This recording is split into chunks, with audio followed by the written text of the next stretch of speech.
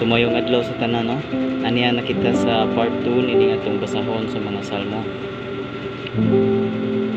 Aniya na kita sa Salmo 2:1 ngadto sa 11. Ang hari nga gipili sa Dios. Nganong nagsabot man pag-alsa ang kanasuran. Nganong naglaro man sila mga butang nga walay kapuslan. Ang mga hari nila naghiusa ug ang ilang mga pangulo nagkasabot pag-alsa batok sa Ginoo.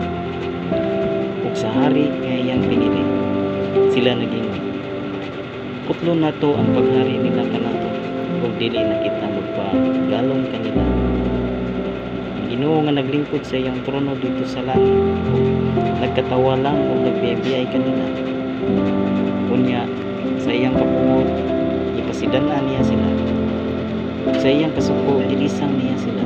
Nagingon siya, sa Sion ang buntod kong balaan, ipahimutang ko ang pinili kong hari. Nagingon ang hari, isangyaw ko ang giingon kanako sa Ginoo. Naingon siya kanako, ikaw akong anak, ug karon adlaw imo na akong amahan. Pangayo ug kanimo ihatag ko ang imong kanasuran. Tanong kanasuran ug mahimo ang tibuok kalibutan. Bukon mo sila sa bunarang buthaw ug bukmukon sama sa usa ka pulo. Pag maalamon mo mga hari ug pagmatnon ko mga nanamon, alagari ug kahadlukin nila. Pangurog ka mo ug iupuin ninyo siya, aron dili siya mabungo.